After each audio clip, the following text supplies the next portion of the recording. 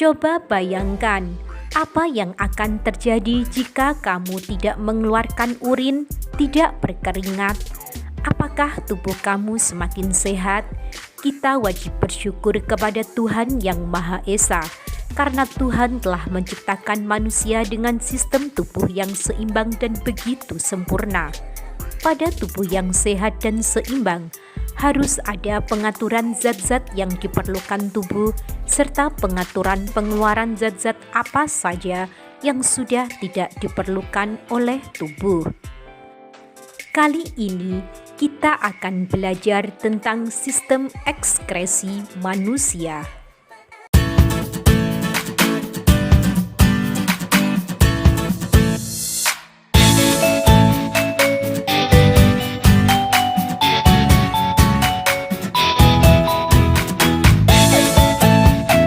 Organ penyusun sistem ekskresi. Sistem ekskresi merupakan salah satu mekanisme tubuh untuk mengeluarkan zat sisa metabolisme. Zat sisa metabolisme ini bersifat beracun bagi tubuh jika tidak dikeluarkan. Secara terus-menerus akan merusak berbagai organ dalam tubuh. Organ-organ ekskresi dalam tubuh manusia berupa organ paru-paru, hati, kulit, dan ginjal, atau disingkat PA-HQ gede. PA adalah paru-paru yang mengeluarkan karbon dioksida atau CO2. H adalah hati yang mengeluarkan empedu, bilirubin, dan bilivirdin. Q adalah kulit yang mensekresikan keringat. Dan G adalah ginjal yang mensekresikan urin. Proses pembentukan urin. Proses pembentukan urin di dalam ginjal melalui 3 tahap, yaitu 1. Filtrasi atau penyaringan, 2. Reabsorpsi atau penyerapan, dan 3. Augmentasi atau pengumpulan. Filtrasi atau penyaringan yang terjadi di dalam glomerulus, sehingga terbentuk urin primer yang mengandung urea, glukosa, air, ion-ion anorganik seperti Na, K, Ca, dan Cl. Pada proses ini, darah dan protein akan tetap tertinggal pada glomerulus. Reabsorpsi atau penyerapan kembali yang terjadi di dalam tubulus proksimal. Pada proses ini, terjadi penyerapan kembali zat-zat yang masih diperlukan oleh tubuh. Zat yang diserap kembali adalah glukosa, air, asam amino, dan ion-ion organik. Sedangkan urea hanya sedikit diserap kembali.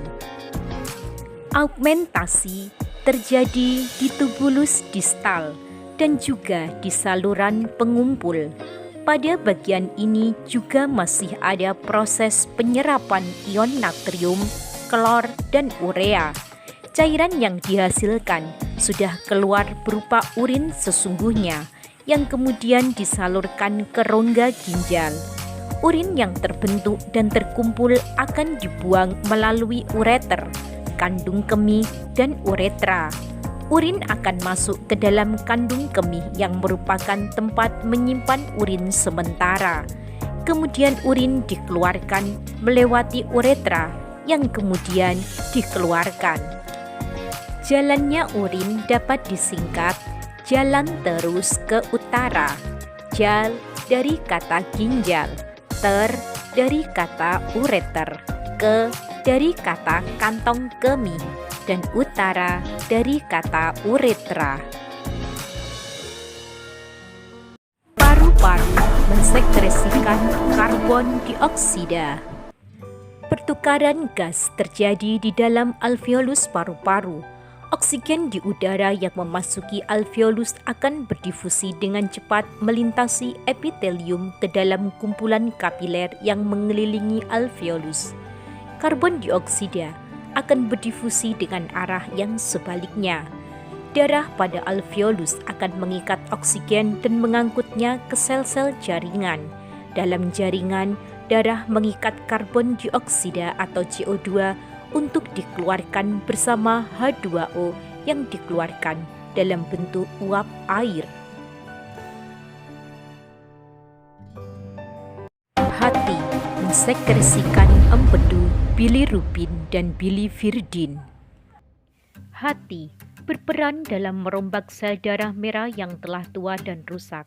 Perombakan dilakukan oleh sel makrofag yang terdapat dalam hati. Hemoglobin dipecah menjadi zat besi, globin, dan hemin. Zat besi diambil dan disimpan dalam hati untuk dikembalikan ke sumsum tulang. Globin digunakan untuk metabolisme protein yang nantinya dipakai untuk membentuk Hb baru.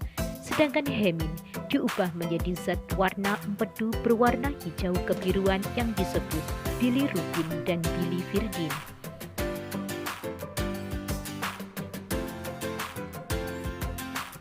Zat warna empedu dikeluarkan ke usus 12 jari dan dioksidasi menjadi urobilinogen. Urobilinogen diubah menjadi sterkobilin berwarna kuning coklat yang berperan memberi warna pada feses. Hati juga berfungsi memberikan asam amino dan dari penguraiannya akan menghasilkan zat sisa urea yang bersifat racun bagi tubuh kita. Urea dari dalam hati akan dikeluarkan dan diangkut ke ginjal untuk dikeluarkan bersama urin. Kulit mensekresikan keringat. Kulit terdiri atas lapisan epidermis atau kulit ari. Epidermis tersusun oleh sejumlah lapisan sel. Lapisan atas yang disebut dengan lapisan tanduk tidak terdapat pembuluh darah dan serabut saraf dan lapisan Malpighi. Pada lapisan dermis terdapat otot penggerak rambut, pembuluh darah dan limfa, indera, kelenjar minyak, dan kelenjar keringat. Kelenjar keringat terdapat pada kulit, berbentuk pembuluh yang panjang dari lapisan Malpighi masuk ke bagian dermis. Kapiler darah, kelenjar keringat akan menyerap air dengan larutan NaCl dan sedikit urea. Air beserta larutannya akan dikeluarkan menuju pori-pori kulit. Terima kasih telah menonton tayangan ini, semoga bermanfaat. Wassalamualaikum warahmatullahi wabarakatuh.